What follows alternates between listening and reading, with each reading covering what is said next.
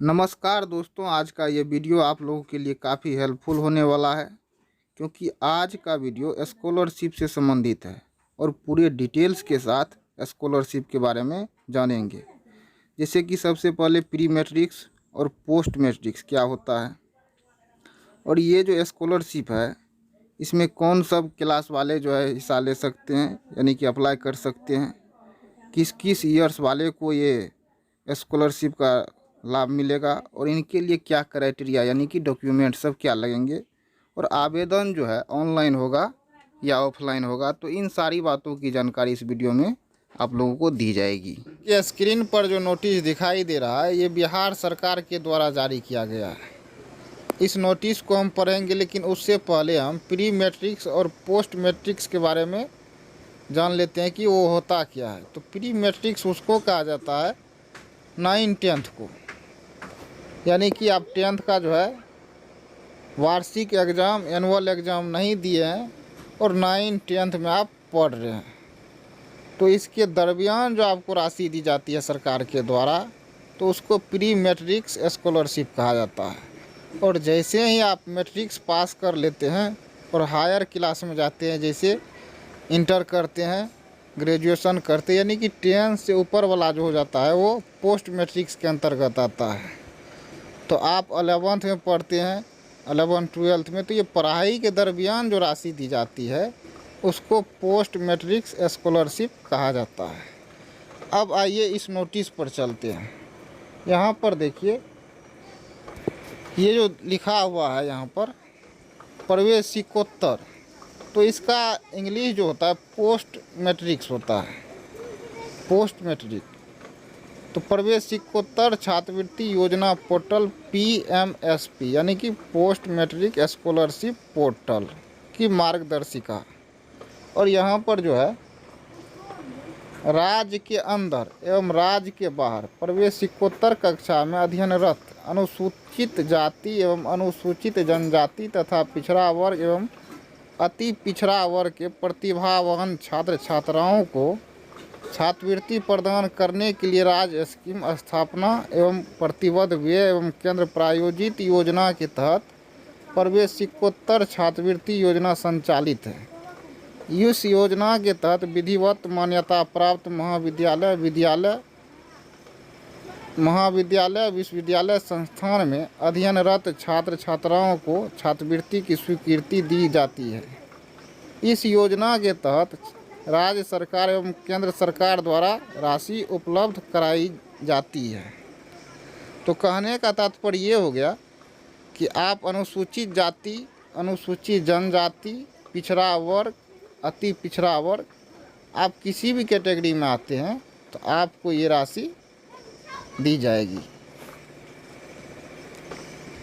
अब यहाँ पर आइए, योजना का संचालन पोस्ट मैट्रिक स्कॉलरशिप योजना पूर्व में NSP 20 पोर्टल के माध्यम से संचालित किया जा रहा था। तो NSP का तो पहले से दिया जा रहा है, परंतु इसे और भी अधिक सुविधाजनक बनाते हुए बिहार सरकार शिक्षा विभाग के द्वारा NIC बिहार के माध्यम से पोस्ट मैट्रिक स्कॉलरशिप पोर्टल निर्मित किया गया है। इस पोर्टल के माध्यम से पिछड़ा वर्ग एवं अत्यंत पिछड़ा वर्ग प्रवेशिकोत्तर छात्रवृत्ति योजना, अनुसूचित जाति एवं अनुसूचित जनजाति प्रवेशिकोत्तर छात्रवृत्ति योजना DBT के माध्यम से संचालित किया जाएगा। यानी कि ये जो 4 कैटेगरी दिया गया, पिछड़ा, अत्यंत पिछड़ा, अनुसूचित जाति, अनुसूचित जनजाति, तो इसके अंतर्गत आते हैं, तो आपको ये राशि तो अवश्य ही मिलेगी। और साथ ही साथ NSP का जो पहले दिया जा रहा था तो बहुत स्टूडेंट्स का क्या होता था, रिजेक्ट हो जाता था, तो उसको और सुविधाजनक बनाने के लिए ये नया जो है योजना लागू किया गया है। अब यहाँ पर देखिए, छात्रों के हित को ध्यान में रखते हुए राज्य सरकार ने निर्णय लिया है कि शैक्षणिक सत्र 2019-20, 20-21 का आवेदन एक साथ इस पोर्टल के माध्यम से लिया जाएगा।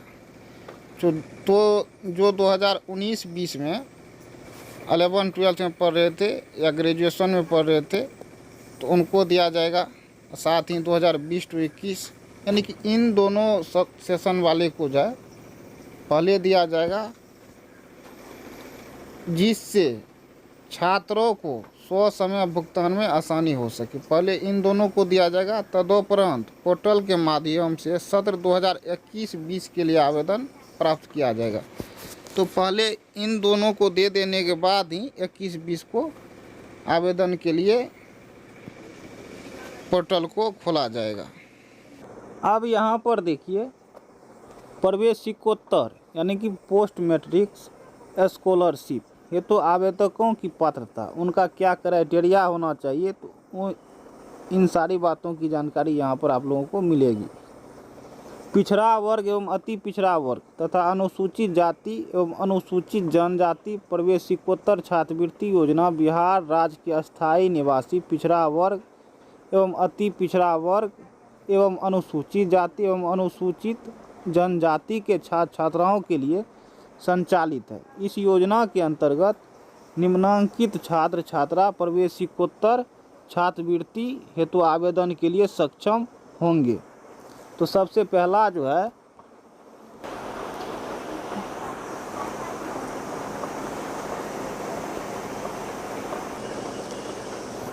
देखिए, आवेदक को बिहार राज्य के अस्थायी निवासी होना चाहिए, चाहे आप राज्य के अंदर पढ़ाई कर रहे हो या राज्य के बाहर कर रहे हो, उससे कोई फर्क नहीं पड़ता। लेकिन इस योजना का आप लाभ तभी ले सकते हैं जब आप बिहार राज्य के अस्थायी निवासी हो।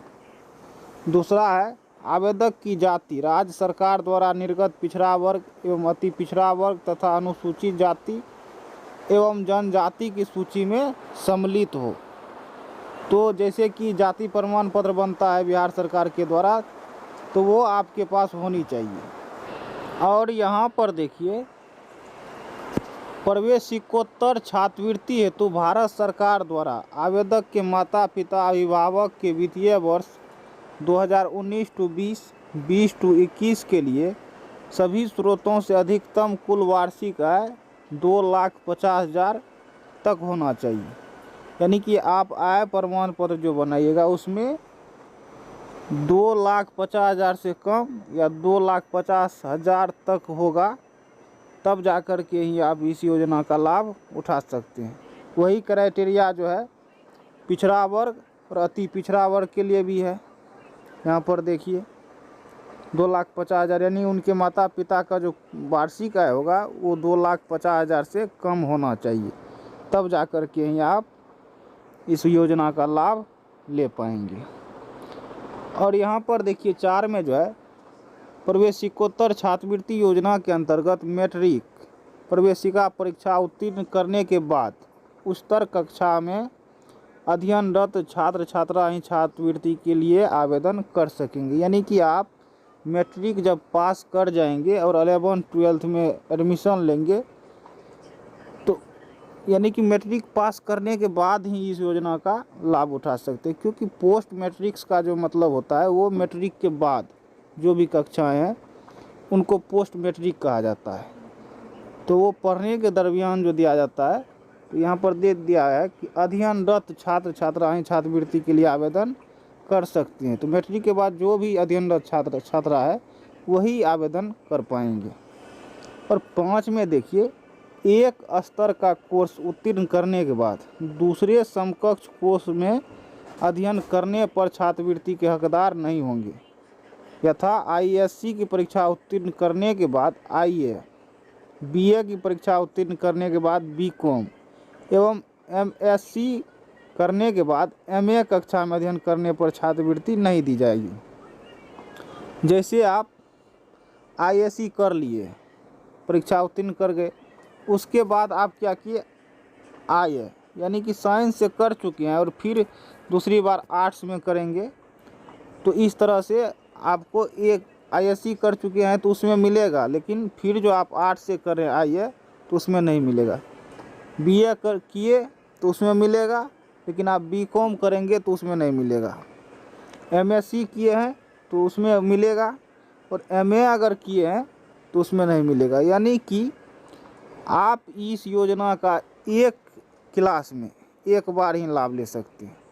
अगर आईएससी किए हैं तो फिर दूसरे बार आप मान लीजिए आईएससी करने के बाद आप सोचिएगा कि हम आईए भी कर ले, यानी कि साइंस से किए हैं तो आर्ट्स भी कर लेते हैं, तो आर्ट्स वाला में आपको ये राशि नहीं मिलेगी। बीए हुआ आर्ट्स, तो बीए से कर लिए, आप चाहिएगा कि बीकॉम कर ले या बीएससी कर ले, तो उसमें आपको ये राशि नहीं दी जाएगी। उसी तरह एमए कर लिए हैं या एमएससी कर लिए हैं और फिर चाहिएगा कि एमए कर ले, तो फिर ये राशि मिलेगी, तो उसमें नहीं दी जाएगी आपको। यानी कि एक बार ही मिलेगा किसी कक्षा के लिए, उसके समकक्ष यानी कि उसके समांतर कक्षा जो फिर कीजिएगा तो उसमें नहीं मिलेगा। जैसे आप इंटर किए तो उसमें मिलेगा, फिर बीए में भी मिलेगा, लेकिन इंटर आप आर्ट्स से किए हैं और तो उसमें मिल गया आपको, फिर आप दूसरी बार चाहिएगा कि साइंस से करके भी हम ले सकते हैं, तो इस तरह की योजना नहीं है। आप एक कक्षा में एक बार ही ले सकते हैं। अब यहाँ पर आइए छठा में, पिछड़ा वर्ग एवं अति पिछड़ा वर्ग में आवेदक के माता पिता के मात्र 2 पुत्रों को ही प्रवेशिकोत्तर छात्रवृत्ति प्रदान की जाएगी। यह नियम पुत्रियों पर लागू नहीं होगा, किंतु अनुसूचित जाति एवं अनुसूचित जनजाति में यह नियम लागू नहीं होगा। यानी कि आप एससी एसटी को छुड़ा करके ओबीसी है, ईबीसी है, तो उनके लिए जो है माता पिता को 2 पुत्र होना चाहिए। अगर 3 है तो 2 को ही मिलेगा, और बेटी कितनी भी होगी तो सबको मिलेगा। लेकिन ये नियम जो है एससी एसटी को नहीं लगता है। एससी एसटी वाला को जितना बेटा हो और जितनी बेटियां हो सभी को मिलेगा। अब यहाँ पर देखिए छात्रवृत्ति की स्वीकृति, जो तो इनका जो मुख्य पॉइंट है उसको हम बताते हैं। यहाँ पर देखिए आवेदन पत्र प्राप्ति की अंतिम तिथि के 1 माह के अंदर छात्रवृत्ति की स्वीकृति की कार्रवाई पूर्ण कर ली जाएगी। यानी कि जो डेट क्लियर होगा, जो डेट लाइन दिया जाएगा आवेदन करने का, उसके 1 माह के अंदर आप लोगों को छात्रवृत्ति की राशि भुगतान कर दी जाएगी। और यहाँ पर देखिए छात्रवृत्ति है तो आवेदन पत्रों का चयन, स्वीकृति एवं वितरण में किसी प्रकार की अनियमितता के लिए जिला छात्रवृत्ति समिति, खासकर जिला कार्यक्रम पदाधिकारी पूर्ण रूपेण उत्तरदायी माने जाएंगे, क्योंकि इनका जो समिति बनाया जाएगा वो जिला स्तर पर ही बनाया जाएगा। तो इसमें अगर मान लीजिए कोई किसी तरह की धांधली होती है तो इनका उत्तरदायित्व जो है जिला कार्यक्रम पदाधिकारी को ही दिया जाएगा, उत्तरदायी उसी को माना जाएगा। अब यहाँ पर देखिए आवेदन कैसे करेंगे उसके बारे में जानकारी दी गई है। आवेदकों का पंजीकरण, प्रवेशिकोत्तर छात्रवृत्ति का लाभ प्राप्त करने हेतु छात्र छात्राओं को ऑनलाइन पंजीकरण करना अनिवार्य है। राज्य सरकार के द्वारा विज्ञापन के माध्यम से निर्धारित तिथि के अंदर आवेदकों को ऑनलाइन आवेदन करना आवश्यक होगा। तो इसके लिए जो है एक डेडलाइन निर्धारित किया जाएगा और उसके अंदर जो है आप लोगों को ऑनलाइन करना होगा। यहाँ पर देखिए छात्र छात्राओं के आधार एवं मोबाइल का सत्यापन पंजीकरण के दौरान दिए गए मोबाइल पर ओटीपी के माध्यम से होगा। तो आधार सबका जो सत्यापन होगा, मोबाइल का जो सत्यापन होगा, तो मोबाइल नंबर पर एक ओटीपी भेजेगा जिसके माध्यम से उनका सत्यापन किया जाएगा कि सही में आपका ही मोबाइल है। और फिर देखिए तीसरा नंबर जो है, उक्त प्रक्रिया पूर्ण करने के पश्चात आवेदक को लॉगिन करना होगा, जिससे उन्हें अप्लाइड स्कॉलरशिप डिटेल्स प्राप्त होगा, जिसके अनुसार आवेदक को अपना व्यक्तिगत विवरण, मोबाइल सत्यापन एवं बैंक खाता का विवरण अंकित करना होगा। बैंक खाता में आवेदक के नाम का होना अनिवार्य है, यानी कि आप जब कर रहे हैं आवेदन तो आपके नाम से ही खाता भी होना चाहिए। साथ ही संस्थान, पाठ्यक्रम एवं प्रमाण पत्रों का विवरण भी सही अंकित करना होगा। और 4 में जो दिया गया, ऑनलाइन आवेदन सबमिशन के क्रम में आवेदक द्वारा जहां पर स्टार मार्क रहेगा, मार्केट फील्ड को भरना आवश्यक होगा, अन्यथा फॉर्म का फाइनल सबमिशन नहीं होगा।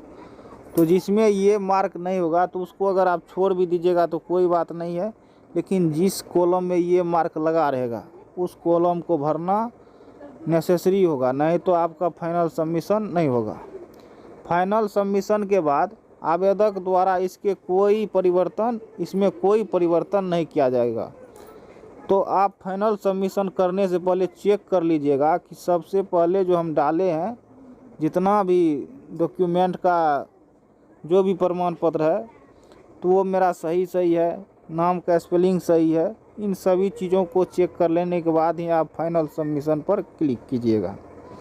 5 में देखिए, आवेदक के द्वारा पोर्टल पर प्रविष्ट किए गए रजिस्ट्रेशन से संबंधित आवेदकों को अंतिम रूप से सबमिट करने के पूर्व प्रीव्यू जनरेट होगा, जिससे कि आवेदक अपने प्रविष्ट का सही मिलान कर इस पोर्टल पर अंतिम रूप से सबमिट कर सकेंगे।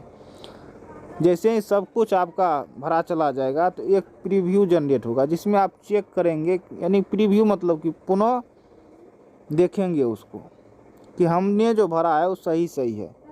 उसके बाद ही आप अंतिम रूप से उसको सबमिट करेंगे। अब यहाँ पर देखिए, आवेदक का PDF प्रिंट,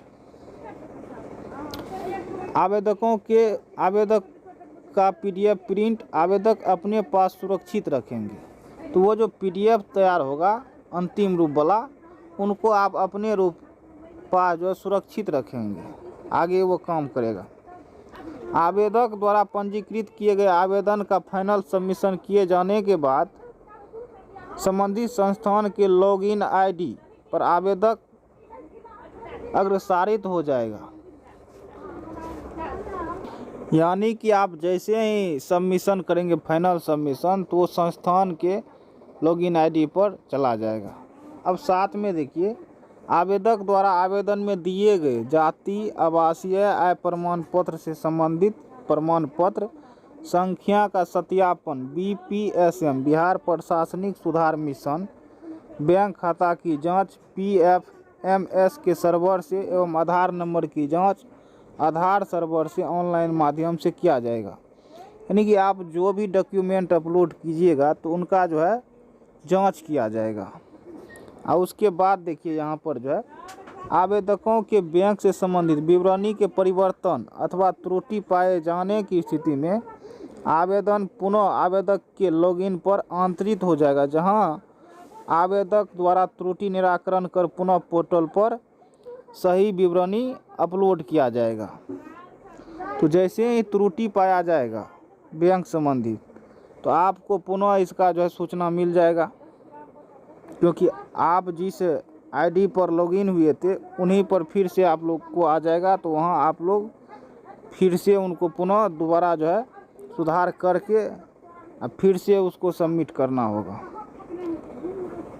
तो इस तरह से आप पोस्ट मैट्रिक स्कॉलरशिप का लाभ ले सकते हैं। ये सारा काम जो होगा ऑनलाइन ही होगा और इसके लिए जो है डेट निर्धारित किया जाएगा कि किस डेट में आप किस डेट से किस डेट तक आप ऑनलाइन कर सकते हैं। वीडियो देखने के लिए बहुत बहुत धन्यवाद।